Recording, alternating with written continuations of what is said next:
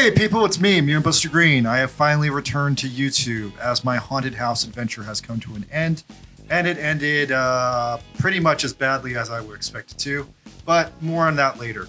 Anyway, Pokemon Concierge finally came out, and I guess I'm going to do a quick video on why that matters, or does it matter at all? And for that matter, is Pokemon Concierge the long-awaited, most adult Pokemon show ever made?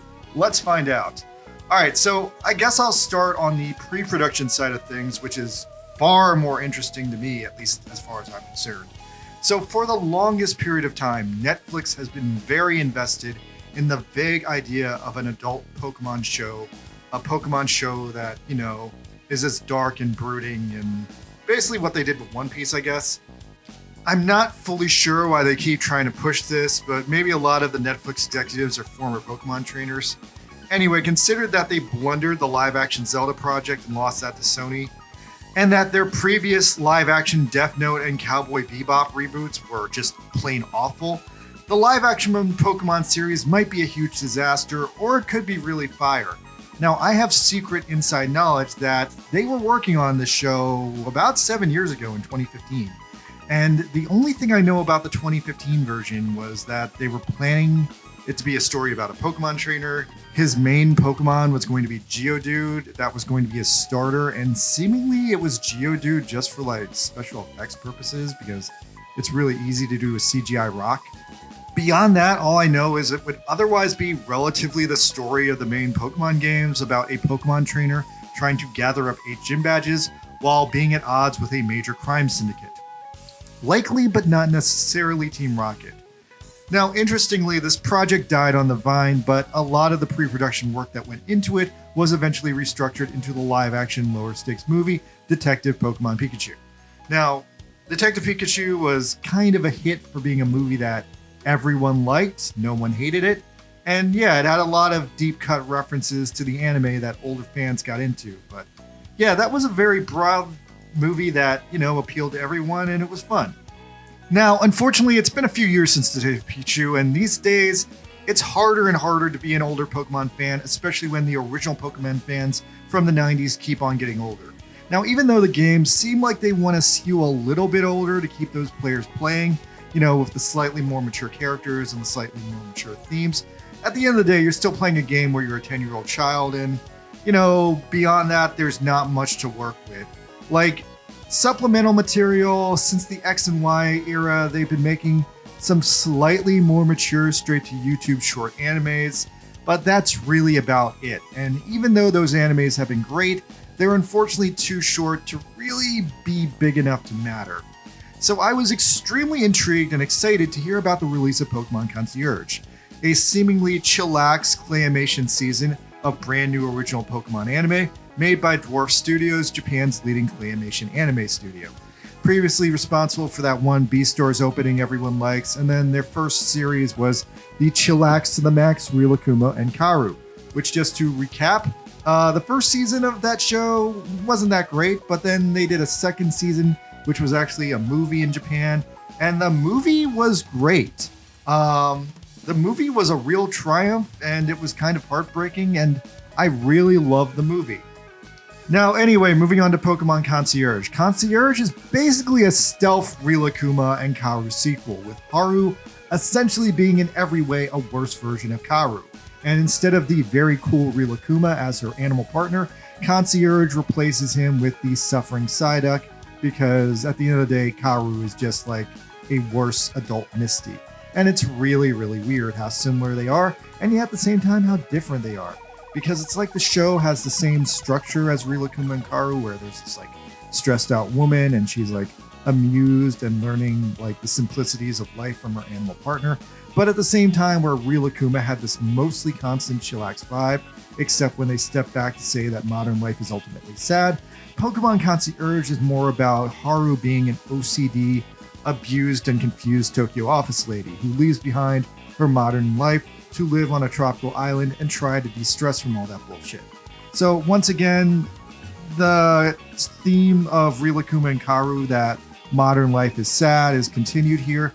But in this series, they offer a solution to that, in that the answer is you can fix your life by abandoning everything to live in a minimum wage job on a beautiful tropical island. And I'm going to stop the review here for a second and just mention that when I lived in Japan, I did occasionally find people who left Japan to work on these faraway islands, to work in these tropical, lucrative, beautiful hotels and do shit like this. There's like kind of this lucrative work travel program that promises people these beautiful tropical getaways to escape from the modern humdrum, with the idea at face value that moving to a tropical island is pure and wonderful and will solve all your problems. The only problem with this is that it doesn't actually work like that. And what these companies actually do is they essentially kidnap Japanese people to work as illegal immigrant slaves. They pay them slave wages, they make them live in the hotels, and sometimes when they try to get out of the situation, their passports get stolen. So it ends up being basically a human trafficking problem. And that's a really bad problem because these people are now stranded in a foreign country, they're barely being paid enough to live, and if they don't have savings or relatives, they can typically end up stuck in those situations for years, for better or for worse, up to the person dealing with it how happy or sad they are. Now, I knew a friend of mine who basically ended up in a situation like this, and she basically had borderline Stockholm syndrome because she had worked so hard to get there, and even though she wasn't being paid, she didn't really know how to deal with being in a foreign country, and she didn't want to quit her job because Japanese people are inclined to never quit their jobs, even though her job wasn't paying her. And yeah, that was an absolute no-win situation for her. I don't know what ever happened to her because I wasn't sure how to help her.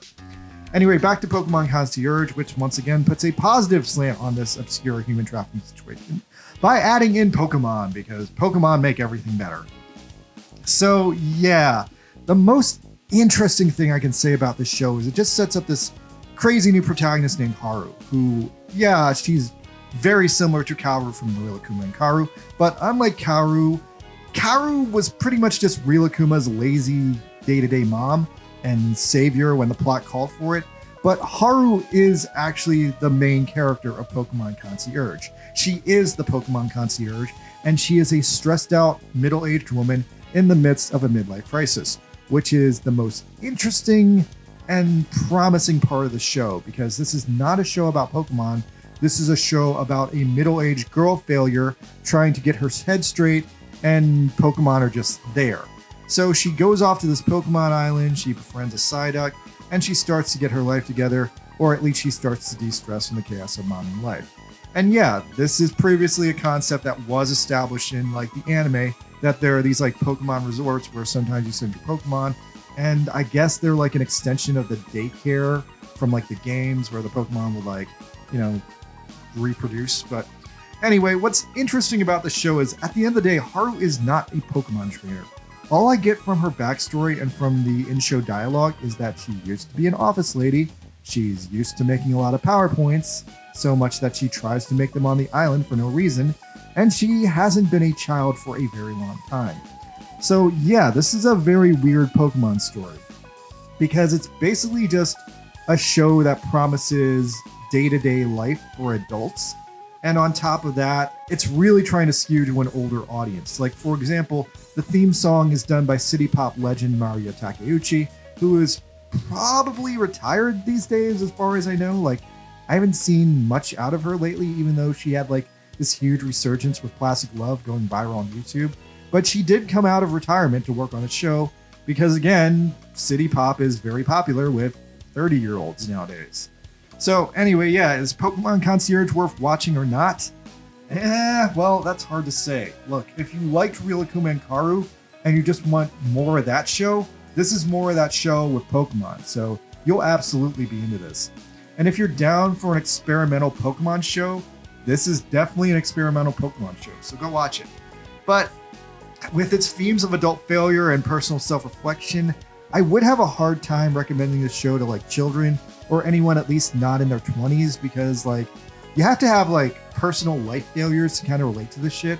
And Pokemon Concierge, for that reason alone, is without a doubt the most adult Pokemon show ever made, just because it's talking about kind of serious issues. But at the end of the day, it's still G-rated. There's still like cute claymation Pokemon. And kids can just watch that and probably not notice the deeper problems that the show is trying to talk about. Anyway, so far there's only 4 episodes of the series, and the 4 episodes that came out last week are not the best. They're kind of weird. Like, remember how the first season of Rilakkuma and Karu was really all over the place just to see if anyone would like it? Then it completely got shit together for the theme park movie? I would say Pokemon Concierge is exactly like that. Because the first 3 episodes of Concierge are just kind of a mini movie, establishing Haru as a main character, showing how she got used to the island, showing how she got used to her job, setting up some minor sub-characters that are friends, and building her bond with the Psyduck she encounters. And then the 4th episode is a completely disconnected, weird standalone story where a kid comes to the island with a depressed Pikachu, and Haru goes out of the way to figure out what the deal is with the Pikachu, that it's just like a sad Pikachu, and makes the owner accept that that's the way it is, he's got to live with it. So I would honestly say that all 4 of these episodes seem like more of a proof of concept for the series to just like see like if anyone accepts this, if anyone gets into it. And yeah, I'm guessing that if it does well, maybe if these first episodes are considered a success, we might get a proper first season of the show like a year or 2 from now. So yeah, at the end of the day, all the hype, all the build up for Concierge ended up giving us a really weird show. Like, it's very similar to Detective Pikachu in that it's trying to shoot for like an everyone audience.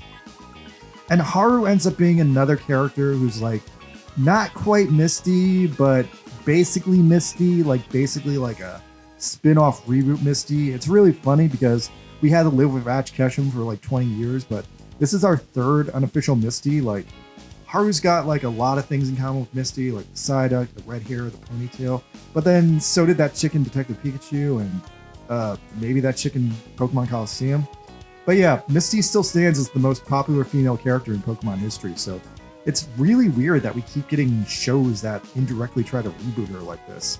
Maybe at this rate, we'll just finally like get like an old Misty movie. Is that what people want? Because I feel like that's what this is leading up to. Just a standalone Misty movie. Anyway, I guess that's all I gotta say about Concierge. Did you guys watch Pokemon Concierge? Did it make you realize how much of a failure you are as an adult? Did it make you abandon your hectic daily lifestyle and move to Hawaii? Leave a comment in the box below if you did. Alright, thanks guys. I'll be around often because, I don't know, I guess I'm gonna try to make more videos this week because I have the week off and I'm just trying to like figure out my life. Oh no. Pokemon Concierge is making me question my life. Video over. Bye.